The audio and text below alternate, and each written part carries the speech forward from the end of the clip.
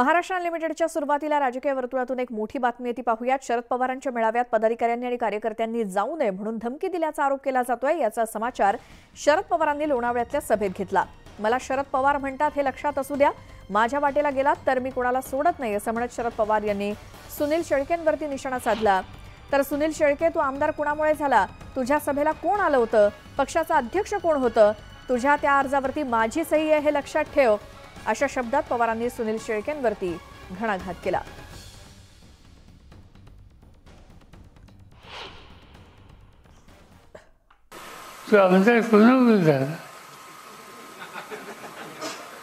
तुझ्या सगळ्याला इथं फोन आलं होतं, त्यावेळेचा पक्षाचा तुझा अध्यक्ष कोण होता? फॉर्म भरायला खून चिन्ह यासाठी नेत्याची सही लागते, ती सही माझी आहे आणि माझ्या सहीने तुम्ही आणि तुम्ही आज त्याच पक्षाच्या त्याच विचाराच्या कार्यकर्त्यांनी जे तुम्हाला निवडून आणण्याच्यासाठी रावले, घाम गाळला, आज त्यांना तुम्ही दमदाटी करता। माझी विनंती आहे, एकदा दमदाटी दिली तर वास, पुन्हा असं काही केलं तर शरद पवार म्हणतात त्यांना ते त्यासाठी तुम्ही त्याची काळजी करू नका। मी या रस्त्याने कधी जात नाही, पण या रस्त्याने जाण्याची स्थिती कोणी निर्माण केली तर सोडत नाही।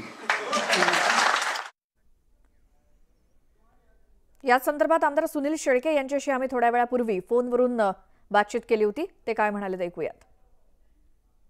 मतदारसंघामध्ये काही कार्यकर्त्यांनी त्यांना चुकीची माहिती देऊन या ठिकाणी बोलवलं की मावळ तालुक्यातले शेकडो कार्यकर्ते हे आदरणीय पवार साहेबांच्या पक्षामध्ये किंवा राष्ट्रवादी काँग्रेस पक्षामध्ये प्रवेश करणार आहेत, अशी चुकीची माहिती देऊन या ठिकाणी बोलवलं आणि प्रत्यक्षामध्ये राष्ट्रवादी काँग्रेस पक्षाचे कार्यकर्ते फक्त 30 ते 35 उपस्थित होते, अशी माहिती समोर मला मिळाली आहे।